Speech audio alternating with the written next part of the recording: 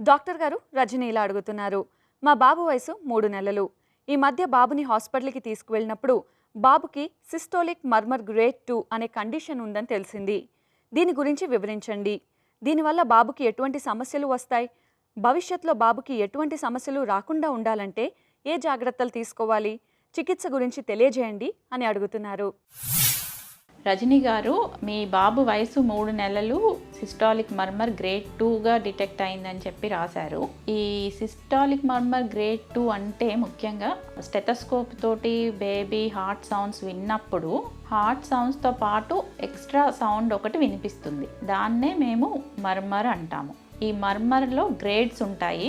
ఈ గ్రేడ్స్ ప్రకారం చూసుకుంటే అప్ టు 6 వరకు ఉంటాయి. మీ బేబీది గ్రేడ్ 2 అంటున్నారు కాబట్టి అది చాలా సాఫ్ట్గా వినిపిస్తున్న మర్మరే అని నాకు అర్థమవుతుంది. కాకపోతే ఎందువల్ల ఈ సౌండ్ వస్తుంది అన్నది మనకు తెలియాలి అంటే హార్ట్ స్కాన్ అనేది చేయించాలి.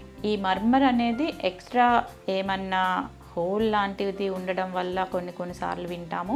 కొన్నిసార్లు జస్ట్ బ్లడ్ సర్క్యులేషనే ఫాస్ట్గా ఉన్నప్పుడు కూడా కొన్నిసార్లు మర్మర్స్ వింటాము.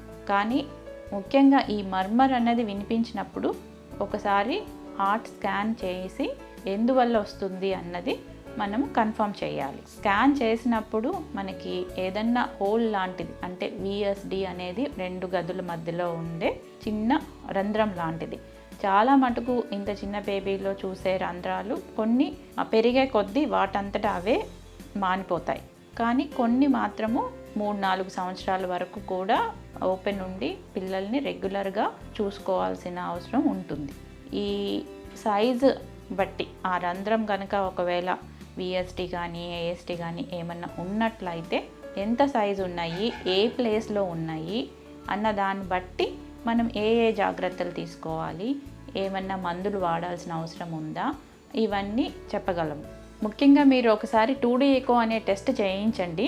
దానిలో మనకి క్లియర్గా ఏమన్నా గుండెలో రంధ్రం లాంటిది ఉంది అంటే కరెక్ట్గా ఎంత సైజు ఉంది, ఏ పొజిషన్లో ఉంది అన్నది తెలుస్తుంది.